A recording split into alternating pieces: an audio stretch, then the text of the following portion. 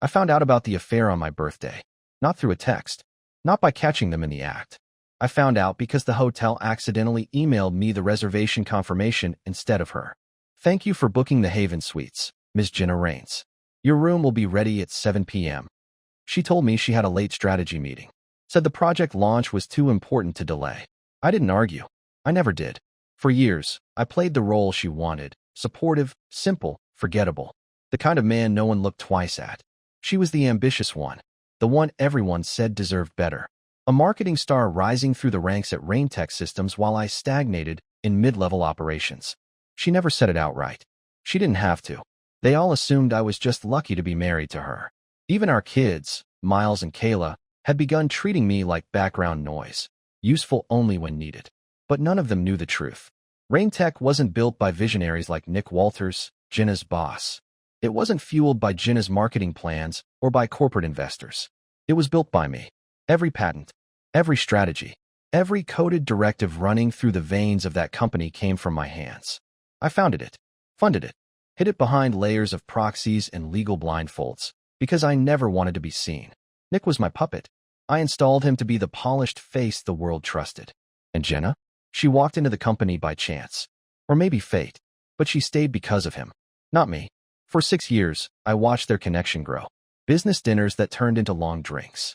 Late meetings that conveniently never made it to the calendar. Subtle touches. Lingering looks.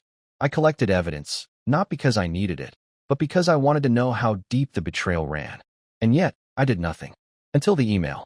I remember staring at it, my hands frozen above the keyboard. A part of me thought, delete it. Pretend again. Pretend I didn't just see my wife make a reservation under her maiden name with the man she'd insisted was just a mentor.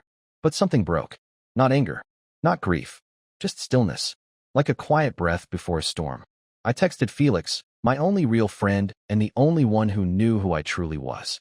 Me. It's happening tonight. Felix, you sure you're ready? Me. I'm not waiting anymore.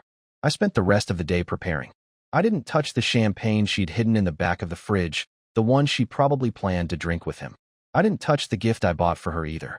It stayed on the kitchen counter like a taunt. At 6:45 p.m., I drove across town, parked behind the Haven, and waited. At 7:12 p.m., they walked in together. Laughing. She kissed him in the lobby. That was the first time I saw it for real. Not on camera. Not in a report. With my own eyes. I didn't follow them. I didn't need to. I had everything already. Emails, voice memos, surveillance clips from boardrooms where he pitched my ideas as his own. She was always in the front row, clapping. When I returned home, the house was dark. I sat alone and watched the clock tick past midnight. At 1:04 a.m., her car pulled into the driveway. She didn't look surprised to see me awake. "You're still up?" she asked. "I thought we could talk," I said. She hesitated. "Can it wait? It's been a long day." "Sure. But one thing, Jenna, how was room 1203? She froze. Blinked once. "What are you talking about? You might want to check your email next time. Or maybe log out of our shared calendar." She opened her mouth, but no sound came out. "Sit down," I said. My voice was calm. Too calm. She sat. I pulled out the envelope. Inside was a printed copy of our prenup. The one she signed 15 years ago when I was just a startup guy with a laptop. It clearly stated that in the event of infidelity, she forfeited any claim to shared assets. She looked at it, then at me. This isn't real. It's very real. And so is the board meeting scheduled for tomorrow at 10 a.m. You're both invited. Nick might want to read up on corporate bylaws before then." "You wouldn't," she began. "I already did." The next morning, I walked into the Rain Tech Tower not as Marcus Rains, mid-level nobody, but as its founder and majority shareholder. The boardroom was already tense when I arrived. Nick's smile faltered when he saw me take the head seat. "Marcus," he said, "what are you doing here?" "Taking my company back." I opened the laptop and played the recording. Nick's voice filled the room. "Marcus? He's dead weight. I'm just waiting for the right moment to cut him loose. Jenna's already on board." Silence. "I suggest you resign," I said, "before we involve the SEC. I have records of you misappropriating confidential data." Jenna stood in the corner, pale. She didn't say a word. Later that day, the press release went live. Marcus Rains named CEO of Rain Tech Systems. By nightfall, Nick's name was scrubbed from the company's site. Jenna's office access revoked. She came home late, empty-handed. "I never meant for it to go this far," she whispered. You went far the day you stopped seeing me as your equal. What about the kids? I looked her dead in the eye. They're old enough to choose who they believe in. I thought the hardest part would be firing Nick. It wasn't. The hardest part was coming home and realizing my kids had already taken sides. And it wasn't mine. Miles was 17. Smart. Independent. Too independent. He barely looked up from his phone when I told him what happened. When I explained, calmly, that his mother and Nick had been lying for months. No. Years. He just nodded like I was some background noise in a movie he didn't like. Mom said you're just bitter, he said flatly. She told us you'd spin things. That you'd try to make her look like the villain. I wanted to shout. Shake him. Show him the files. The photos. The voice memos where Nick described him as a disposable asset to manipulate if needed. Instead, I said, and what do you think? He shrugged. I think you hid a lot from us. All this time, we thought you were just average. Maybe Mom made mistakes. But you did too. I didn't sleep that night. Kayla, my 15-year-old, refused to speak to me at all for 3 days. When she finally did, it was only to ask if she could stay with her mother. She needs me, she said. And you don't even seem like you anymore. She was right. I wasn't the same man who sat quietly in the corner while others decided his worth. That man died the day Jenna kissed Nick in the hotel lobby. The next week was chaos. The media picked up the story. Mysterious tech founder reclaims empire. The board at Rain Tech tried to save face, pretending they always knew who I was. Nick disappeared from public view. Last I heard, he was staying in a rental apartment under someone else's name while lawyers scrambled to make the fallout look strategic. But the headlines didn't matter. The press didn't matter. My kids did. They were drifting, and I wasn't sure I could pull them back. Felix came over one night, carrying 2 coffees and the same tired look he wore every time I let emotion get in the way of strategy. You're trying to win this like a business negotiation, he said. But they're not shareholders, Marcus. They're your kids. They're also teenagers who think betrayal is just. Complicated feelings, I muttered. He leaned forward. Then maybe stop showing them reports and start showing them why it matters. That night, I left the legal folders on the shelf. I sat in Miles' room and told him the truth. Not as a CEO, not as the wronged husband, but as his father. I built Rain Tech in silence, I said. Because every time I showed the world who I really was, it tried to tear me down. He didn't say much. But the next morning, he asked to come with me to the office. Progress. Until Jenna showed up at the house 3 days later. I opened the door, and she pushed past me like she still belonged there. You can't just cut me off from everything, she said. The kids, the house, my name. You gave those things up the day you chose someone else. He's gone, she snapped. Nick's out of the picture. Do you think that changes what you're doing? No, I said. Because this was never about Nick. It was about trust. You broke it. She looked at the stairs. Kayla wants to come home, she said quietly. She's scared. She's confused. Don't punish her because I made mistakes. I didn't answer. I just nodded. That evening, Kayla came back. She didn't say much, just that she missed her room. Missed normal things like walking to school without cameras watching her. I let her stay without conditions. Miles followed a week later. Not with a grand apology. Just a quiet knock on my study door and a simple, "You still have that guitar in the garage?" We didn't talk about Jenna after that. But she didn't let go easily. Her lawyer sent notice. She wanted to challenge the prenup. Claimed I misled her, that I hid assets, that I manipulated her into signing something she didn't understand. Felix handled it. He called me later that day. Her team's bluffing, but they're loud. I'm not settling. I know, he said, and you shouldn't. But we need to be careful. If this goes to court, the kids get dragged through it. That night, I sat down with Miles and Kayla. Told them the truth again. This time, the financial truth. The prenup. The betrayal. The cost of going public. Kayla's hands trembled. So she might lose everything? No, I said. She'll have what she started with. Her own accounts. Her own space. Just not my name. Not this house. Not what I built. Miles looked me in the eye for the first time in weeks. She told us you were cruel, he said. That you were trying to ruin her. I nodded. Maybe I was. For a while. But not anymore. I'm trying to protect what's left. The next morning, Jenna signed the papers. No court. No scandal. Just a quiet end to a loud betrayal. She moved into a condo across town. Still in the city, still trying to rebuild. The kids visited once every 2 weeks. I didn't ask what they talked about. I didn't want to know. Some doors closed quietly. Others slam. But the one between me and Jenna? It clicked shut with a calm I never expected. I wasn't angry anymore. Just done pretending. Raintech's annual Impact Summit wasn't supposed to be personal. It was a polished event. Executives, investors, press, and partners all gathered in one place to celebrate progress, innovation, and PR-friendly philanthropy. This year, I changed the program. The team didn't question it when I added a final segment titled Leadership Reflections. They assumed I'd thank stakeholders and talk stock projections. Maybe drop a quote about vision. They didn't know what I really planned. Jenna was in the audience. I knew she'd come. She still had friends here, people who hadn't turned their backs completely. She wore the same expression she always used at these events, composed, unreadable. Miles and Kayla sat near the front. I hadn't told them what I was about to do. Part of me was afraid they'd try to stop me. At 6 p.m., I walked onto the stage. The applause faded. The room went quiet. I looked around. Faces I'd once hidden from now waited on every word. I built Raintech to solve problems. I began. But the hardest ones aren't technical. They're human. A few heads tilted. A few glances exchanged. I spent years letting others take credit for my work. I told myself it was strategy. That anonymity gave me freedom. But it also gave others space to rewrite my story while I was still living it. I clicked the remote.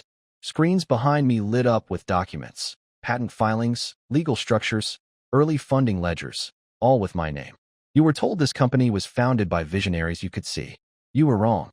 A low murmur moved through the room.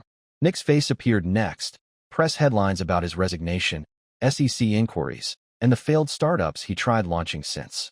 I installed a man to play a role. He took more than I offered. He took my ideas, my company, and he tried to take my family. I paused. Then he failed. The next slide showed email exchanges between Nick and Jenna. Carefully selected, nothing explicit, but enough to expose their collusion. Strategizing behind my back. Undermining my authority. Positioning for control. Gasps. A few stunned faces turned toward her. She didn't flinch. She wasn't alone, I said. Someone I trusted more than anyone helped him. For months, they planned to cut me out of my own life. I turned toward the audience. This is not revenge. This is context. The room was dead silent. I'm not here to shame anyone. I'm here because silence protects liars. And I'm done being silent. I stepped back from the podium and let the final slide linger. A simple sentence. Integrity has a price, but so does betrayal. The applause came slowly, confused at first, then stronger. It wasn't celebratory. It was stunned, respectful. After the summit, people didn't rush to congratulate me. They approached cautiously, some offering quiet nods, others shaking my hand with an expression that said I had no idea. Jenna left before I came off stage. I didn't follow her. The fallout was immediate. The legal case against Nick accelerated. He'd violated enough NDAs and corporate regulations to guarantee consequences. Last I heard, he fled to another state and tried launching a consultancy firm under a different name. It failed within weeks. Jenna lost what little leverage she had left. The marketing firm she worked for let her go quietly, citing conflict of interest. She moved again. Smaller city. New phone number. Lower profile. I didn't stop her. Miles stayed distant for a while after the summit. I think he resented being caught in the middle, again. I let him come to terms with it on his own. Kayla, on the other hand, asked questions. Why now? She said one evening. Why tell everyone? Because hiding didn't protect anyone, I said. It just gave the wrong people more room to hurt us. And now, she asked, do you feel better? No, I said, but I feel honest. She nodded. A few weeks later, I got a letter in the mail. Handwritten. No return address. You didn't have to destroy me to prove your point. You were always good at disappearing. Now you've made sure I'm the one who's invisible. I didn't respond. I didn't keep the letter. I burned it. This wasn't about destruction.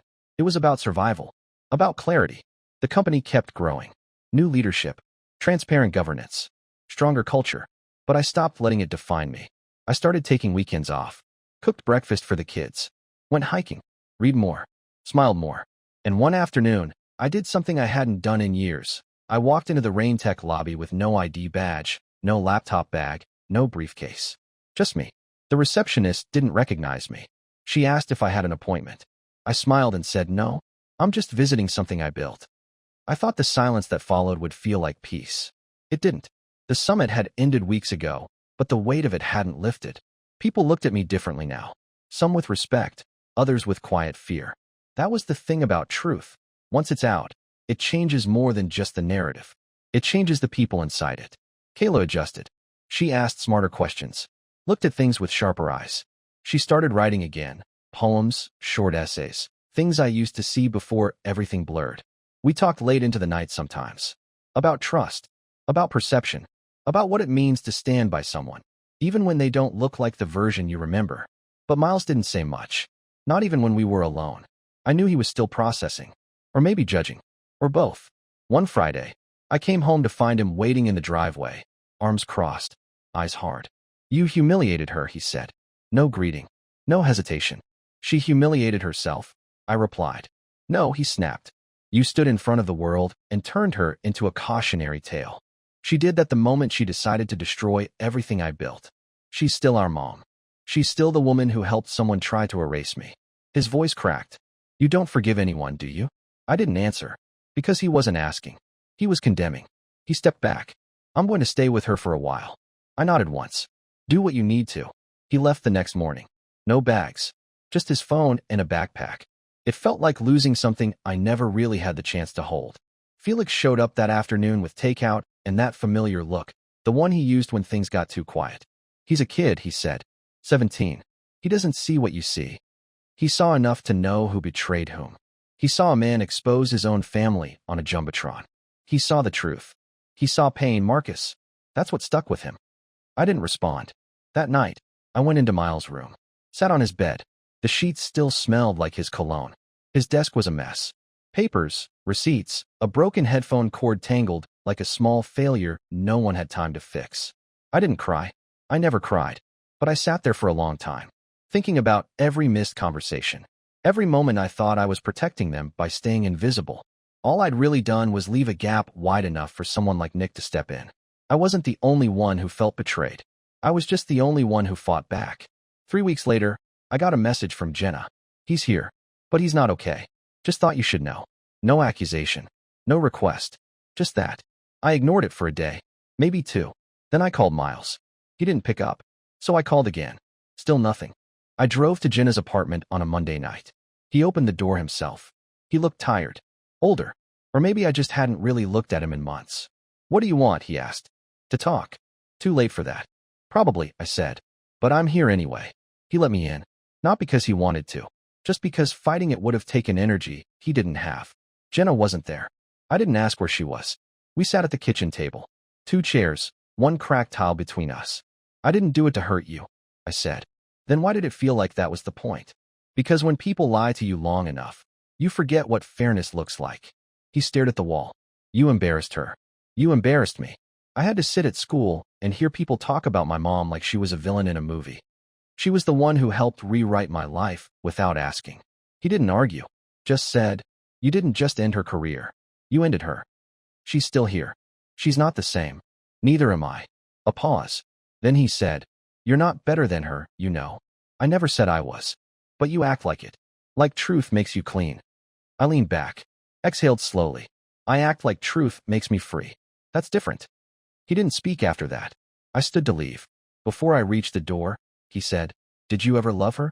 Yes, I answered. Completely. Until she stopped seeing me as someone worth loving back. I didn't wait for a reply. That night, I didn't sleep. Not because I was sad. Not because I regretted what I did. But because I finally understood something I hadn't before. Justice doesn't always feel like winning. Sometimes, it just feels like standing alone. 2 days later, Kayla found me on the porch, sipping burnt coffee and staring at the same damn tree I always stared at when I needed to feel grounded. You okay? She asked. No, I said. But I will be. She sat beside me. Do you think he'll come back? She asked. Maybe, I said. Or maybe he'll choose peace over pride. Like you. I gave a half smile. I'm still working on it. She leaned against my shoulder. And for the first time in a long time, I let someone close without wondering how long it would last. I didn't expect him to come back. I told myself I didn't care either way, but I lied. It had been over a month since I saw Miles. Jenna had stopped sending updates. Kayla stayed silent when I asked if she'd heard anything. And Felix, who usually had a file for every person I so much as blinked at, respected the line I drew when it came to my son. But silence has a way of eating through steel. I kept moving, ran the company, expanded into 2 new markets, spoke at 2 conferences, smiled for photos, shook hands with people who'd once ignored me. Everyone wanted to hear how the quiet man took back his legacy. No one asked what it cost. One Thursday night, I was locking up the office when I saw him, standing by the glass doors like he wasn't sure whether to knock or leave. He looked tired, but not the same kind of tired. There was something heavier in the way he stood, like he'd stopped trying to figure out who to blame and was finally willing to talk. I opened the door. He didn't say anything at first, just stepped in and sat on the bench near reception. "I didn't come to fight," he said. "Good," I said, "because I'm done fighting." Silence. Then, I watched the summit speech again. That surprised me. He looked down. I wanted to understand it. Really understand it. Not just how it made me feel, but why you did it. And he took a breath. It was brutal, but it was honest. He paused again, then looked me in the eyes. "I didn't know how much of you I never saw, Dad." I didn't answer. He continued. "I used to think you were small. Like you lived in the background because that's where you belonged." "I chose it," I said. "I know that now," he replied. "I think maybe I was mad that you didn't choose to be visible for us." I sat down across from him. "I thought giving you a normal life was protecting you. But it wasn't normal," he said. "We were just blind. And that made it easier for someone like Nick to step in and play the part." He was right. That part hurt most because it was true. He shifted in his seat. "I can't change the way I acted. I can't take back what I said to you. I'm not asking you to. But I needed to say it." I nodded. I needed to hear it. He looked relieved. Then he asked the question I didn't expect. "Can I come home?" I looked at him. Really looked. This wasn't guilt. It wasn't shame. It was ownership. "You're always welcome," I said. That was never the question. He nodded. We didn't hug. We didn't cry. We just walked out of the building side by side. Quiet. Steady. Later that night, Kayla noticed him in the kitchen. She didn't say anything. Just handed him a glass of water and went back upstairs. Like nothing had ever broken. Like something had just been. Paused. A few weeks later, Jenna sent an email. "Thank you for not turning him away. I know you could have. Maybe even should have. But I'm glad you didn't." I didn't reply. Some conversations don't need answers. Miles settled in slowly. He didn't ask for his old room. He took the guest room, said it felt better starting fresh. He cooked a few dinners, helped Kayla with a school project, even asked about the company once in a while. He didn't apologize again, and I didn't ask for more.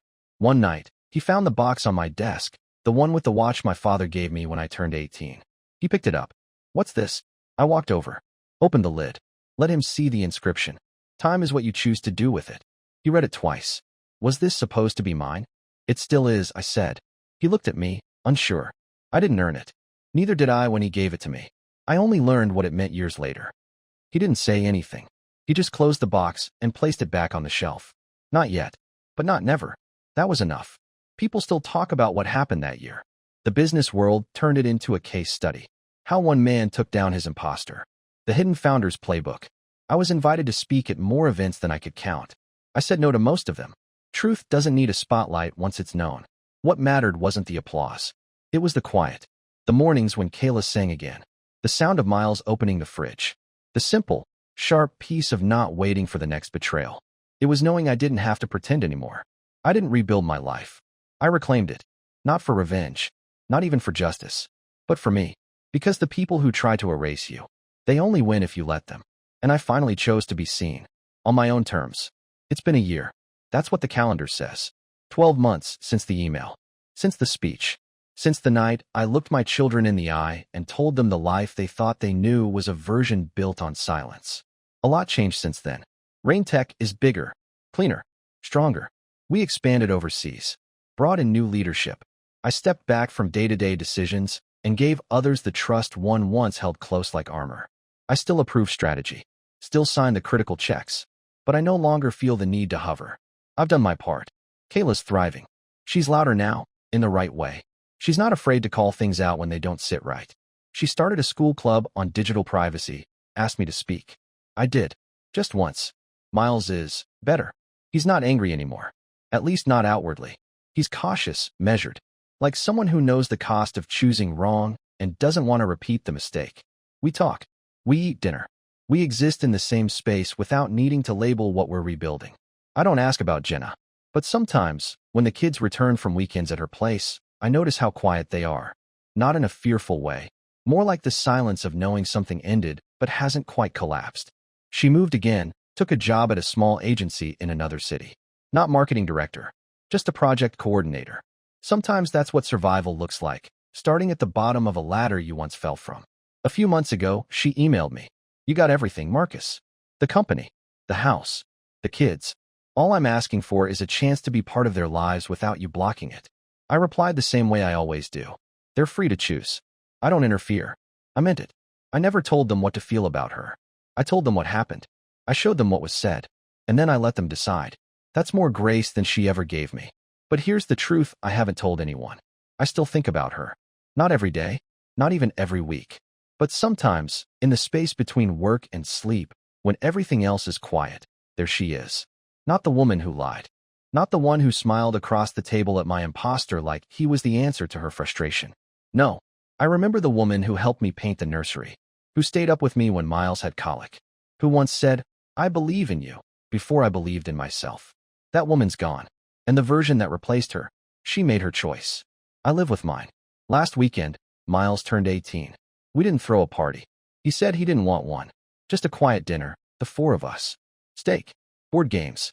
Kayla beat us all at Scrabble and wouldn't stop reminding us of it. When they left the table, he stayed behind. "Dad," he said, "you still have that watch?" I knew which one he meant. I got up, walked to the study, and pulled it out of the drawer. He turned it over in his hands. "You know," he said, "I hated you for a while. I know. I didn't understand how you could look so calm when everything was falling apart." "It wasn't calm," I said. "It was survival." He nodded. "I get that now." Then he did something I didn't expect. He slid the watch onto his wrist. "It fits. You've earned it." "Still don't feel like I have." "None of us ever do. We just try to carry it better." He stayed another hour. We didn't talk much after that. We didn't need to. He knew. I knew. Later that night, Kayla came into my study.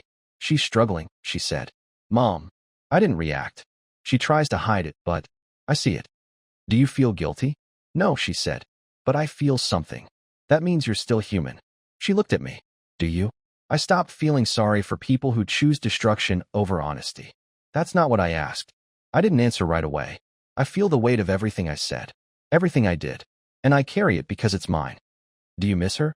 "I miss who she was before she stopped choosing me."